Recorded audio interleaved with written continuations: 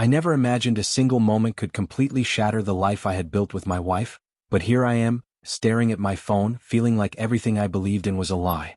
My name is Ethan, I'm 36 years old, and until today I thought my marriage with Claire was solid.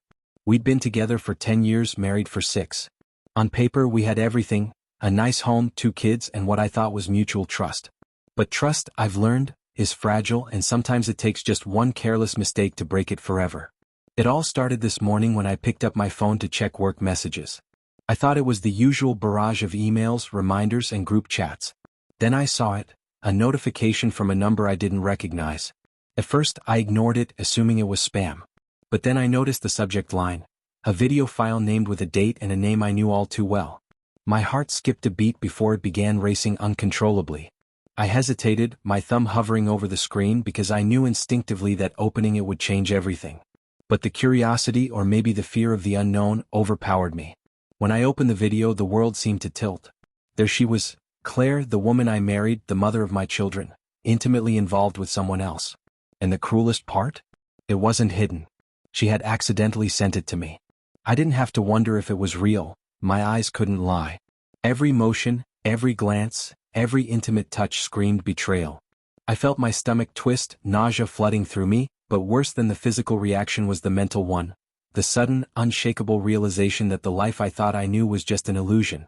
I set the phone down and stared at the floor, trying to steady my breathing. I kept thinking, how could she do this? How could she risk our marriage, our family, and all the years we invested in each other? And then came another thought that hit harder than any physical blow. Maybe she didn't see it as a risk.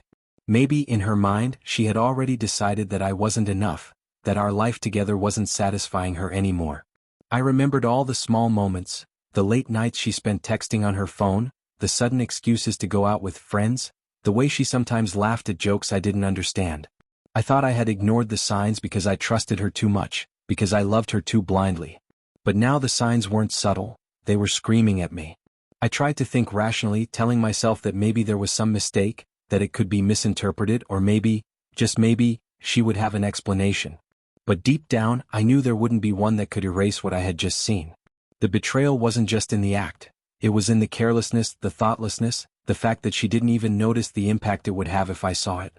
I went to the kitchen, pouring myself a glass of water, shaking, my hands trembling.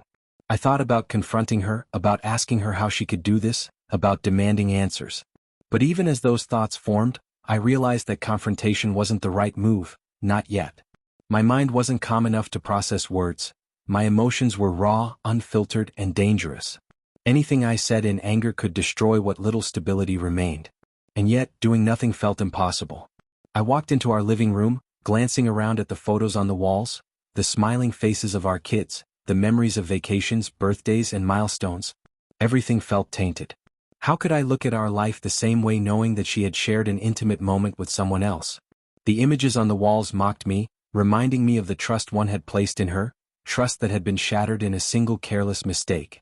I tried calling her, but she didn't answer. Her silence was deafening.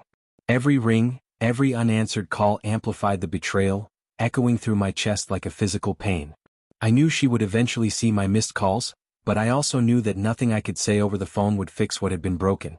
Not tonight, not ever, if the emotional weight of her actions remained unaddressed. I went back to the phone, staring at the video again, not because I wanted to, but because I needed to confirm reality. I had to make sure that what I saw wasn't some cruel joke, some glitch, or some misunderstanding. But the evidence was irrefutable. It was real. Every second of that video was proof of betrayal, and the fact that it had been sent to me by accident added an almost absurd layer of cruelty to the situation. I thought about our children. How would this affect them if they ever found out?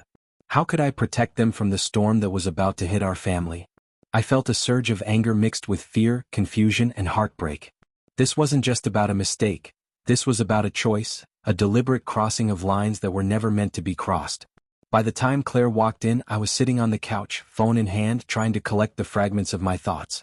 She didn't notice immediately, the casual smile on her face, the way she dropped her bag on the floor as if nothing had happened. I waited, letting the silence stretch, feeling it thicken between us until it became unbearable. And then I showed her. No words, just the screen and the video. Her expression shifted instantly, from casual to confused to horrified. She opened her mouth to speak, but no words came out. I realized then that the mistake she had made, sending me the video, was a mistake she hadn't anticipated having consequences for. But the consequences were here, tangible, undeniable, and irreversible. I felt the life I knew disintegrating around me piece by piece. The betrayal was complete, not just in the act itself but in the careless way it had been revealed. It wasn't a secret anymore. There was no turning back. And in that moment, as the weight of it settled over me, I understood something crucial.